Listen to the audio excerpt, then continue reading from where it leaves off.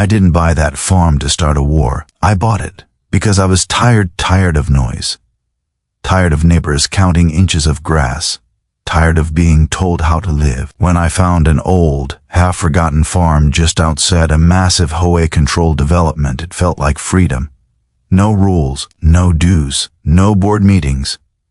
Just land, quiet mornings, and a farmhouse that had seen better days but still stood proud. The realtor even said it clearly. This property is not part of the HOA. I asked twice. I checked the county map myself. Different parcel. Different zoning, different access road. I closed the deal, moved in, fixed fences, cleaned the barn, and for the first time in years slept without someone else's rules hanging over my head. That peace lasted exactly 3 weeks. It was a Tuesday morning when a black SUV rolled up my gravel driveway like it owned the place. 2 men stepped out wearing polo shirts with the HOA logo stitched on the chest, clipboards in hand, sunglasses on, confidence turned up high. They didn't knock. They didn't greet me. One of them looked around my property and said, "You're behind on dues." I laughed. I thought it was a joke. "I don't live in your HOA," I told them. They smiled like they'd heard that excuse 100 times. One flipped his clipboard around and pointed to a highlighted line. "According to our records, your land benefits from HOA infrastructure. That makes you subject to dues and compliance." I asked what infrastructure. He gestured vaguely toward the road access. Utilities nearby. Community standards. That's when my stomach tightened, because I knew this game. They weren't confused. They were fishing. I told them again, calmly, "My farm is outside your jurisdiction. I don't owe you anything." The smile disappeared. "Then you'll receive a notice," the other man said. "Failure to comply can result in fines, liens, and eviction proceedings." Eviction. On land I legally owned, I watched them drive off, dust hanging in the air, and for the first time since moving in, the farm felt smaller, not because they had power, but because I realized how far they were willing to reach. 2 days later, the letter arrived. Official letterhead. Legal language. A breakdown of past due dues, fines I'd never heard of, and a deadline circled in red. At the bottom, one sentence stood out. Continued non-compliance may result in forced removal from the community. They were trying to rewrite reality. I spent that night at my kitchen table with old deeds, county maps, zoning records spread out like evidence in a trial. Every document confirmed the same thing. My farm was not theirs. Never had been. But the next morning, another SUV came, this time 3 people. A woman stepped out first, late 50s. Perfect hair, perfect posture, the kind of person who doesn't raise her voice because she's used to people obeying without it. She looked at my farmhouse like it offended her. "I'm the HOA board president," she said. "We need to resolve your situation." I told her there was no situation. She tilted her head and said the sentence that changed everything: "You can either start paying, or we'll make sure you're not allowed to stay here." That's when I realized this wasn't a misunderstanding. It was a land grab. And they had no idea who they were dealing with or how badly they'd miscalculated. By the end of that week, the pressure wasn't subtle anymore. It was organized.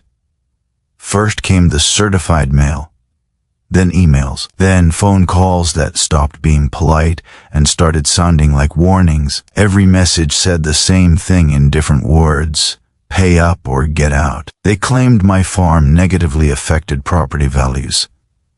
They said my old barn was an eyesore. They even complained that my fence didn't match community aesthetic, despite the fact that their community ended a full mile away. One afternoon, I came home to find orange violation stickers slapped on my gate: violation, on land they didn't own. I tore them down, took photos, and documented everything. Something told me this was going to escalate fast, and I needed proof. I installed additional cameras. Not because I was scared, but because I knew bullies panic when the spotlight turns on. That same evening, the board president showed up again. This time, she wasn't alone. She brought a man in a suit who introduced himself as the HOA's legal representative. He shook my hand like we were equals, then immediately started explaining how expensive court could be for people who don't understand how these things work. He talked slowly, like I was supposed to be intimidated. I let him finish.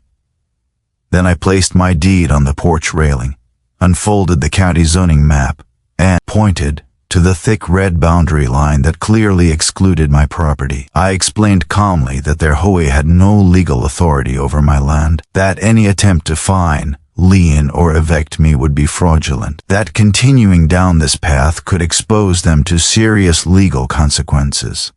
The lawyer stopped smiling. The board president didn't.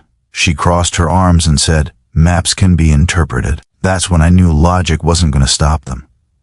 2 days later, contractors showed up, not to my farm, but to the road near my gate. They placed cones, partially blocked access, and claimed they were performing HOA-authorized maintenance. When I confronted them, they admitted they'd been told to restrict access until a compliance issue was resolved. They were trying to starve me out. I called the county. The county called them. The cones disappeared by sunset, but the message was clear. They were willing to push limits and hope I backed down. That night, my neighbor, one of the few farmers left in the area, drove over unannounced. He'd lived there for 40 years. He told me the truth the HOA never advertised. The development had been quietly expanding its reach, pressuring landowners, using fear and legal threats to absorb surrounding properties. Some people paid just to make it stop, others sold cheap and left. No one had fought back until now. The next morning, I got the notice that made my blood boil. They had filed intent to place a lien on my property, a fraudulent lien that crossed the line from harassment into crime. I didn't respond with anger. I responded with preparation. I contacted a real estate attorney, a county official I'd worked with years earlier, and pulled historical records showing my land existed decades before the HOA was even formed. Every document told the same story. They had no claim. But instead of backing off, the HOA doubled down. They scheduled a compliance hearing and listed my name on the agenda, as if I were one of their members. They mailed out notices to residents describing me as a non-compliant landholder, threatening community standards. They were trying to turn public opinion against me. What they didn't know was that I had something stronger than opinion. I had facts, and I had patience, because if they wanted a fight, I wasn't going to end it quickly. I was going to end it completely. They expected me to panic, to beg, to quietly pay a few $1,000s just to make the problem disappear. That's how it had worked for them every time before. Instead, I showed up to their compliance hearing, not to ask permission but to end it. The meeting was held in their community clubhouse, packed with board members, residents, and their attorneys sitting front and center. Like this was already decided. When my name was called, the board president smiled, that same controlled smile, the one that said she believed she owned the room. I didn't sit where they pointed. I stood. I calmly asked that the county zoning officer and recorder, both of whom I had legally notified, be allowed to speak first. The mood shifted immediately. Papers started shuffling. The HOA attorney leaned over and whispered something urgently to the president. The zoning officer confirmed what I had been saying from the beginning. My farm was not part of the HOA, never had been, and could not legally be, absorbed without my consent, and a formal annexation process which had never occurred. Then the recorder spoke. She confirmed the lien the HOA attempted to file was invalid and flagged as potentially fraudulent. The word fraud landed like a bomb.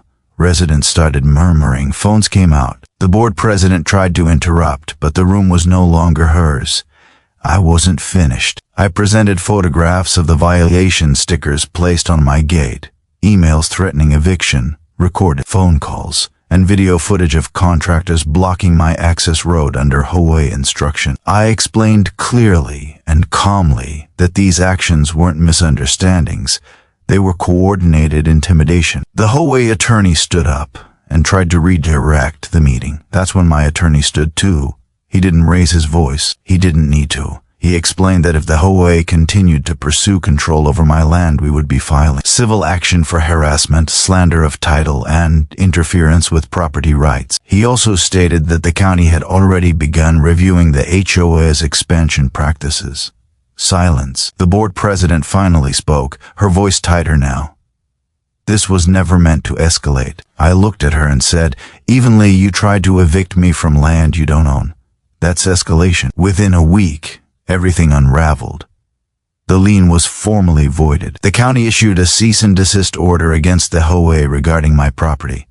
2 board members resigned quietly. The president was voted out at an emergency meeting after residents realized how close they'd come to being dragged into a lawsuit they never asked for. The letters stopped.